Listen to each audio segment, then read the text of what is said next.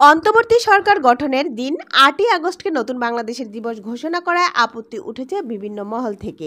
৫ই আগস্ট গণ অভ্যুত্থান দিবসের পর ৮ই আগস্টকে কেন নতুন আরেকটি দিবস হিসেবে পালন করতে হবে তা নিয়ে প্রশ্ন তুলেছেন অনেকে। বলা হচ্ছে ৮ই আগস্ট নয়, ৫ই আগস্ট নতুন বাংলাদেশের যাত্রার দিন। নতুন বাংলাদেশ দিবস ঘোষণা হলে এদিনকেই ঘোষণা করার কথা। জামায়াতে ইসলামী, জাতীয় নাগরিক পার্টি সহ বিভিন্ন পক্ষ সরাসরি এই দিবস ঘোষণার কড়া সমালোচনা করেছে। একই সঙ্গে নতুন বাংলাদেশ এমন শিরোনামে দিবস ঘোষণার আইনি ও সাংবিধানিক ভিত্তি নিয়েও প্রশ্ন দেখা দিয়েছে। অধিক সমালোচনার মুখে এই দিবস নিয়ে সিদ্ধান্ত পুনর্বিবেচনার কথা ভাবছে সরকার। শুক্রবার সরকারের স্থানীয় সরকার উপদেষ্টা আসিফ মাহমুদ সজীব ভুঁইয়া বলেছেন, দিবসগুলোর বিষয়ে ২-১ দিনের মধ্যে পুনর্বিবেচনার সিদ্ধান্ত আসতে পারে।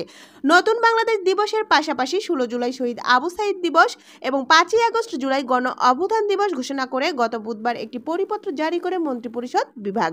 এদিকে ৫ই আগস্টকে নতুন বাংলাদেশের দিবস ঘোষণা করা উচিত বলে মন্তব্য করেছেন জামায়াতের আমির ডক্টর শফিকুর রহমান।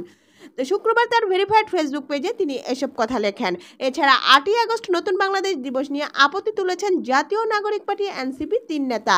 দলটির সদস্য সচিব আক্তার হোসেন, উত্তরাঞ্চলের মুখ্য সংগঠক সার্জিস আলম এবং দক্ষিণাঞ্চলের মুখ্য সংগঠক হাসনাত আবদুল্লাহ বৃহস্পতিবার নিজেদের ফেসবুক পোস্টে এই আপত্তি জানান। ফেসবুক পোস্টে আক্তার হোসেন লিখেন, নতুন বাংলাদেশ দিবস সেদিন হবে যেদিন জুলাই ঘোষণাপত্র আসবে, যেদিন মৌলিক সংস্কার ভিত্তিতে জুলাই সনদ হবে। হাসনাত আবদুল্লাহ লেখেন, নতুন বাংলাদেশের জন্ম হয়েছে ৫ই আগস্ট, ৮ই আগস্ট না।